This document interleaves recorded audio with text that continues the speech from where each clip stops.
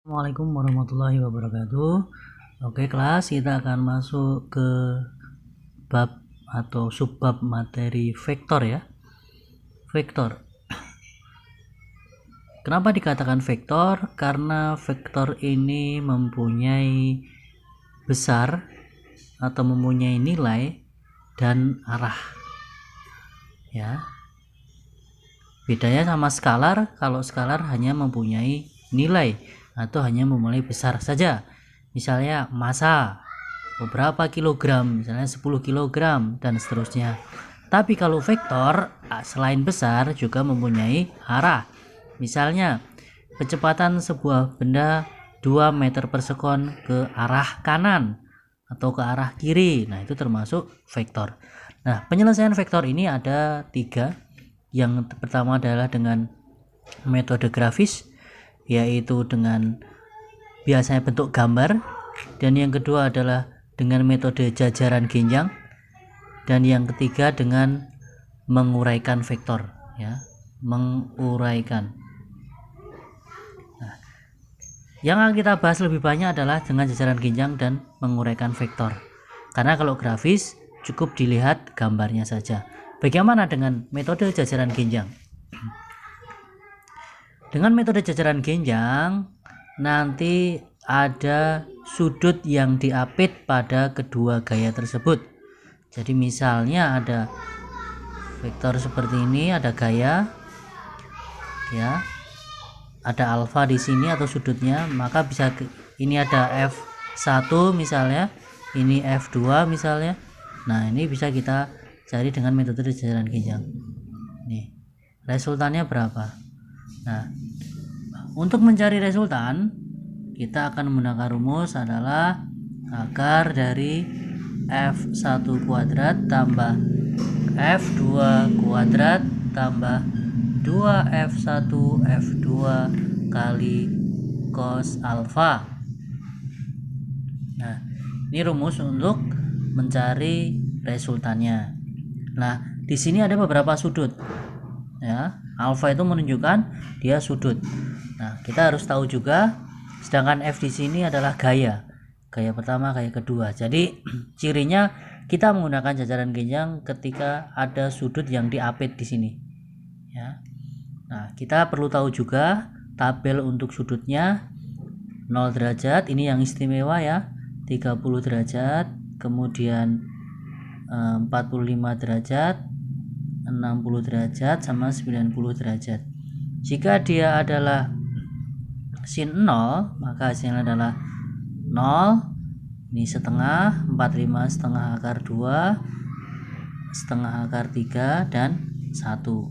Jika cosnya cos 0 berarti 1, ini setengah akar 3, ini setengah akar 2, 60 itu setengah, dan 90 itu 0. Nah, tan karena sin per cos 0 dibagi 1 0, setengah dibagi setengah akar 3 berarti 1 per akar 3, ini berarti 1, ini akar 3, ini infinity atau tak hingga. Tapi kita akan menggunakan data lebih banyak adalah di cos dan sin ya. Untuk tan sangat jarang sekali. Nah, kita aplikasikan ke soal, misalnya seperti ini. Dua buah gaya F1 misalnya 4 Newton, F2 misalnya 3 akar 2 Newton ya, misalnya seperti ini. Kemudian mengapit sudut atau alfanya, mengapit sudut misalnya 45 derajat. Berapakah resultan kedua gaya? Nah, kalau kita gambar dia bentuknya seperti ini. Ya, ini misalnya F1 4 Newton, ini 3 akar 2 Newton. 3 akar 2 Newton. Nah, di sini 45 di sini. Karena dia diapit, maka kita menggunakan rumus yang ini. Ya. Maka R sama dengan akar dari F1 kuadrat tambah F2 kuadrat tambah 2F1 F2 cos 45 derajat. Langsung masukkan datanya saja. F1 nya tadi 4, berarti 4 pangkat 2 ditambah 3 akar 2 kuadrat ditambah 2 kali 4 F1 nya, F2 nya 3 akar 2. Nah, cos 45, lihat cos 45 di sini. Cos 45 berapa? Oh, setengah akar 2. Berarti dikalikan dengan setengah akar 2. Kita cek, akar 4 kuadrat 16 ditambah 3 kuadrat 9, akar 2 kuadrat 2 berarti 9 kali 2 18 ditambah, ini saya coret, tinggal 4 kali 3 12.